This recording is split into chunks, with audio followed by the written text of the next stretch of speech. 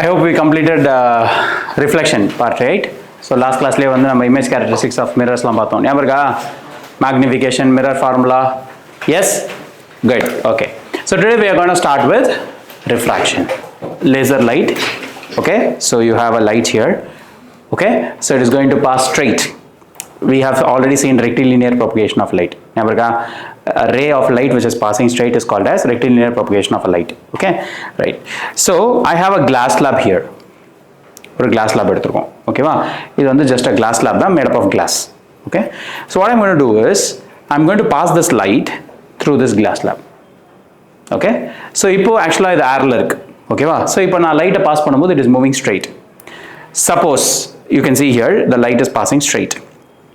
Suppose if I place a glass slab here, can you see bending of light?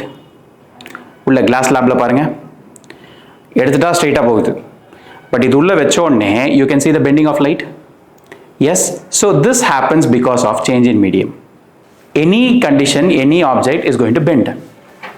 In this case, the light is going to have a speed of 3 into 10 power 8 meter per second in vacuum basically, right? So when it is moving so fast, when there is some change in medium, it bends. Okay. When can a light bend? Change in medium, okay. Change in medium la mattum eppadi bend agudhu? Bending எப்போ நடக்கும்? சரி, let me make it more interesting. Bullet train தெரியும்ல? Bullet train எப்படி அவ்வளோ ஃபாஸ்ட்டாக போகுது? You know that is going to be the fastest, that is the fastest train in the world. Yes? Straight up பண்ணும். So, straight-ஆக இருந்துச்சு அப்படின்னா you can move fast. Yes? Bullet trains அதனால தான் ஃபாஸ்ட்டாக போகுது. அங்கே ட்ராக்ஸ் எப்போவுமே ஆல்மோஸ்ட் ஸ்ட்ரெயிட்டாக இருக்கும்.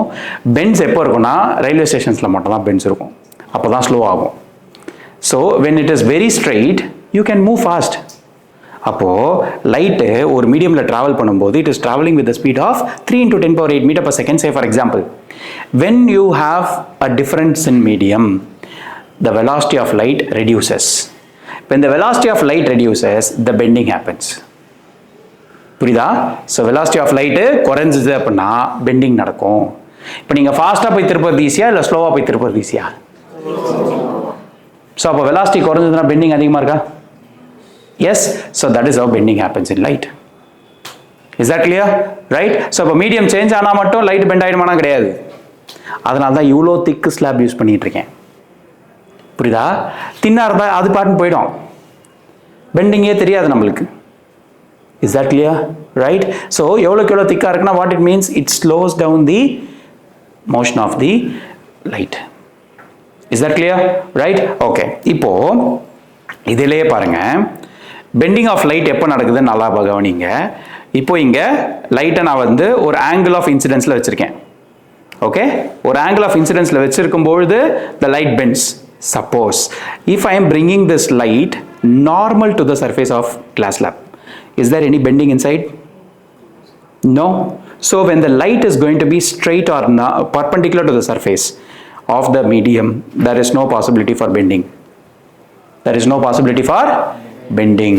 இது again அதே ட்ராலி, அதே மேட்டு, அந்த மேட்டு ஒரு வீல் மேலே ஏறினாதான், ஒரு வீல் அந்த மேட்டு மேலே ஏறினாதான் பெண்ட் ஆகும். Imagine you have a mat, you are moving straight and there is no bending at all. Correct? Yes or no? So this is how the light works. அப்போ refraction அப்படின்னா bending of light. Okay? When this bending happens?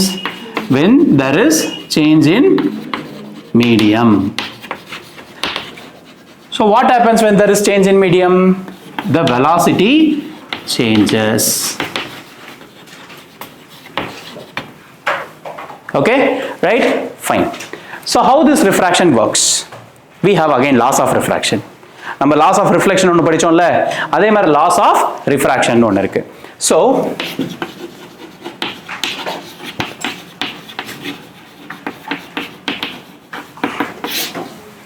first law states that the incident ray, the refracted ray and normal All lie on same plane. Okay, the next law, the angle, the sine of angle of incidence to that of sine of angle of refraction is equal to a constant. This is nothing but Snell's law, and this constant is nothing but refractive index of a medium. So sin I by sin R is equal to mu or n. எப்படி வேணாலும் சொல்லிக்கோங்க. Is it clear? Right? So this is all about refraction basically. Is that clear? Okay. Now let me consider a glass slab. Okay, so whenever we have a difference in medium, obviously light is going to bend. That is what is refraction அப்படின்னு சொல்லிட்டு படிச்சிருக்கோம், ரைட்டா? Let me take a glass slab of PQRS. Okay, now what I'm going to do is I'm going to have a normal N where the light I'm going to pass is going to go like this. So this is going to be the angle of incidence, and let me consider this as a rarer medium and this as denser medium. Whenever the light is going to travel from rarer to denser, it is going to bend towards the normal, and the angle of refraction is nothing but the angle between the normal and the refracted ray. Okay, right? Okay, this light is going to pass through the transparent medium, which is glass, and reach this RS surface. Again I am going to draw a normal because the light is going to come out, right? Yes, so this is denser, again this is going to be rarer. When the light is going to travel from denser to rarer, the light is going to bend away from the normal, and this angle is going to be angle of same angle. This is going to be angle of emergence. We call them as angle of emergence. Okay, so in this we have three rays: incident ray, refracted ray, emergent ray. Incident ray, you know, the ray which is incident on the surface of the medium is called as incident ray. Refracted ray, again you know, after refraction the light ray which is passed again through the medium is going to be refracted ray. But what is emergent ray? The ray which is not going to further involve in refraction or reflection, which is coming out completely from the medium, is called as emergent ray, which is this ray. Right? You can see further there is no refraction, it is traveling with the same medium. Okay, so the ray which is subjected to refraction is called as refracted ray. Finally, the ray which is going to come out is called as emergent ray. And of course, when you see the light ray which has been incident, without this medium it would have traveled like this, correct? But because of the medium there is bending of light and it is coming out like this. So if this is the case, these two rays are going to be always parallel. Okay, so according to this condition what we can conclude is the angle of incidence is always equal to angle of emergence. Why? Because it is both are parallel, right? So upper the same angle adana parallel ah irukka vaaipu irukku, correct? Yes, so they both are going to be parallel. And I have already shown you the experiment also. When the light ray is going to be incident along the normal, there is no bending of light. Right? So how this is going to happen? Again coming back to Snell's law. Sin I by sin R is equal to mu. But in this case, what is refractive index? Refractive index is nothing but velocity of light in vacuum to that of velocity of light in medium. So this can be like C by V, right? So mu can also be written like C by V. Clear? Fine? Yes. So this is all about refractive index. Okay, any doubts? Right.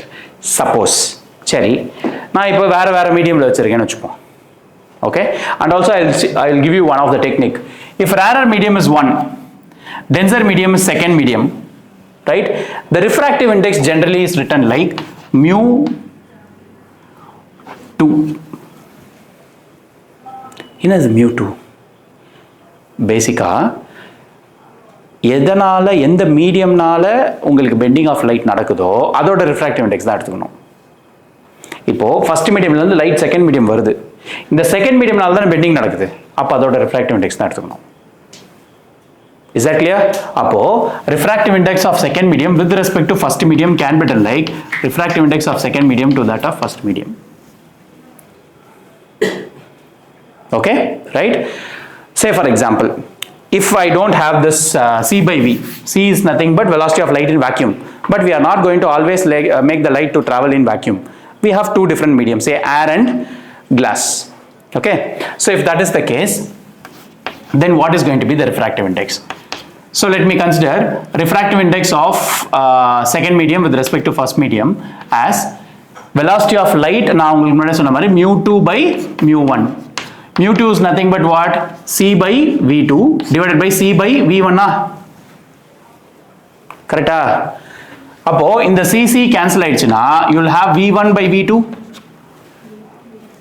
Yes? ஏன்னா denominator of denominator numerator போயிடும்ல. C by V2 divided by C by V1 னா CC cancel. அப்போ 1 by V2 divided by 1 by V1 தானே வரும். அப்போ V1 by V2 தானே வரும். Correct? அப்போ mu 2 by mu 1 is equal to V1 by V2. Is that clear? Right? So this is one of the relation where we will get problems and MCQs related to this. Okay? அப்போ நம்ம முக்கியமா என்ன consider பண்ணோம், எந்த மீடியம்னால bending நடக்குதோ அந்த medium எடுத்துக்கணும். சரி, நான் ஏன் இங்க mu1 mu2லாம் எடுத்திருக்கேன் அப்படின்னா, mu1 இங்க ஏர், refractive index of air is normally 1. ஆக்சுவலா 1.0004 ன்னு வரும், வேக்யூம்க்கு தான் வந்து 1. ஓகேவா? So refractive index of air வந்து 1. ரிஃப்ராக்டிவ் இண்டெக்ஸ் ஆஃப் வாட்டர் நீங்க எடுத்தீங்க அப்படின்னா it will be 1.33 or otherwise 4/3. Refractive index of glass is 1.5 or otherwise 3/2. Okay, இதெல்லாம் constant values which you have to remember. Clear? Right? And refractive index does not have any unit. ஏன்னா மேலேயும் velocity கீழேயும் velocity, meter per second cancel ஆயிடுமா? Yes, so there is no chance of having units. Is that clear? Clear? Right? Yes. So this is all about refractive index. So அப்போ refractive index அப்படிங்கிறது என்னது? Velocity of light in vacuum to that of velocity of light in medium. We normally call them as absolute refractive index. Vacuum consider எடுத்தீங்கன்னா we call them as absolute refractive index. Normal refractive index ன்னு எடுக்கும்போது it will be V1 by V2. Is that clear? இப்போ just simple-ஆ substitute பண்ணி பாருங்களேன். இப்போ mu1 என்னவா இருக்கும்? airன்னு வச்சுக்கோங்க, 1 mu2 mu ன்னு வச்சுக்கோங்க. So mu will be equal to V1 by V2. So velocity of light in air to that of velocity of light in that particular medium. Okay, right? அதே மாதிரி refractive index அதிகமா இருந்தா velocity கம்மியாயிடும். refractive index அதிகமா இருந்தா velocity கம்மியா இருந்தா bending அதிகமா இருக்கும். அப்போ high refractive medium will always bend the light more. Yes or no? அதான் லாஜிக். நம்மள பொறுத்தவரைக்கும் refractive index அதிகமா இருந்துச்சுன்னா what it does actually, it slows down the velocity light more. அப்போ ஸ்லோ பண்ணுது அப்படின்னா பெண்டிங் அதிகமாக்க போகுதுன்னு அர்த்தமா? எஸ். ஸோ லாஜிக்காக யோசிச்சு பாருங்க, அப்போதான் இந்த ஃபார்முலா ஞாபகம் வச்சுப்பீங்க.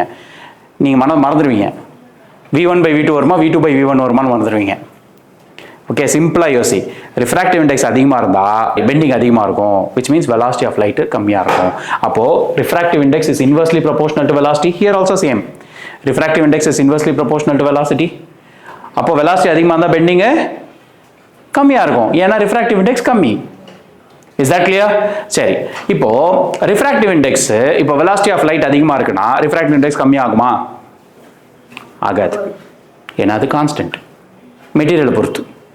சரியா? நம்ம பேச்சு வாக்கில் ஞாபகம் வச்சுக்கிறதுக்காக பேசிக்கிறோம் அதை.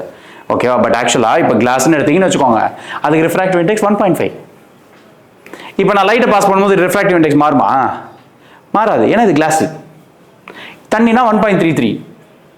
Okay, right? ஸோ ரிஃப்ராக்டிவ் இண்டெக்ஸை வச்சு பெண்டிங் ஆஃப் லைட் இருக்கே தவிர்த்து பெண்டிங் ஆஃப் லைட்டை வச்சு ரிஃப்ராக்டிவ் இண்டெக்ஸ் கிடையாது. Is that clear? Right, okay fine.